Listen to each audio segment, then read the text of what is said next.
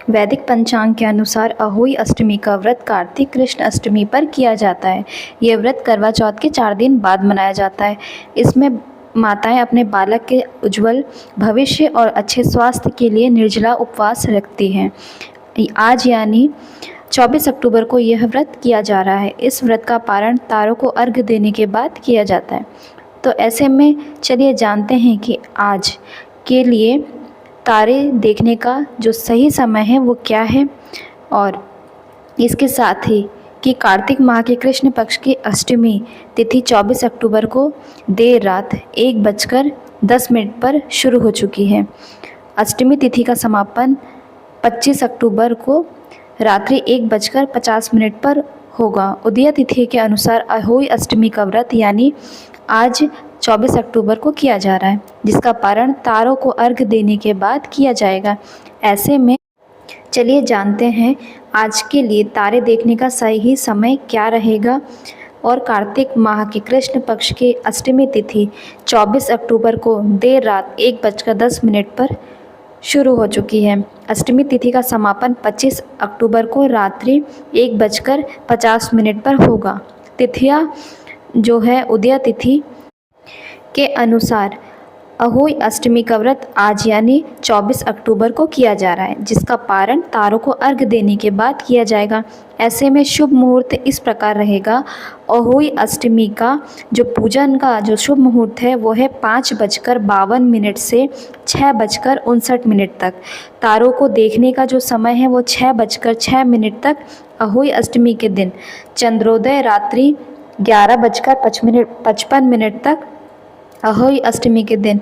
व्रत कथा सुनना जरूरी मानी जाती है और इसके बिना व्रत अधूरा होता है।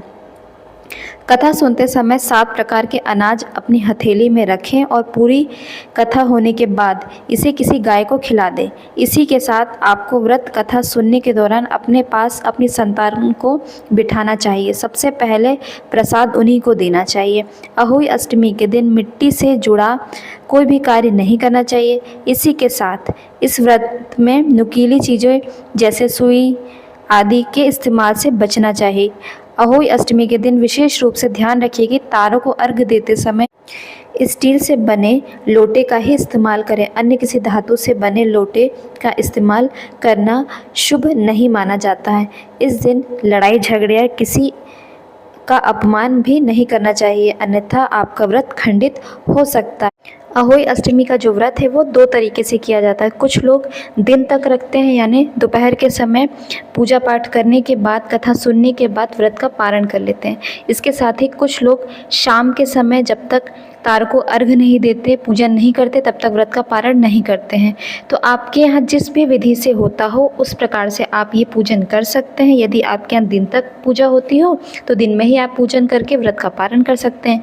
इस दिन कहा जाता है कि सुबह का जो आप खाना सुबह जल्दी बना लें और वही दोपहर के समय जब आप अगर व्रत का पारण कर रहे हैं तो सबसे पहले वो जो सुबह की आपने रोटी रखी है आपको वो खाना चाहिए, यानी बासी खाना चाहिए। उसके बाद जो भी आपने भोजन ताज़ा बनाया हो वो आपको खाना चाहिए। ऐसे में अगर शाम को आप व्रत खोलते हैं तो उस समय भी आपको पहले कुछ बासी खाना चाहिए, इसके बाद ही आपको कुछ ताज़ा भोजन करना चाहिए। इस दिन आपको मांस मदिरा से दूर रहना चाहिए। यदि आपके घर में भी कोई करता है तो आप इस चीज़ से आप उन्हें रोकें। इसके साथ ही आपको इस दिन कोई भी ताज़ा भोजन नहीं करना चाहिए। आपको ठंडा खाना चाहिए, क्योंकि इस व्रत में इस चीज़ का बहुत ही ज़्यादा महत्व माना गया है कि बासी भोजन ही किया जाता है, ताज़ा भोजन नहीं किया जाता। तो आई होप आपको ये वीडियो अच्छा लगा हो। यदि आपको ये वीडियो अच्छा लगा हो तो प्लीज़ चैनल को लाइक शेयर सब्सक्राइब ज़रूर करें।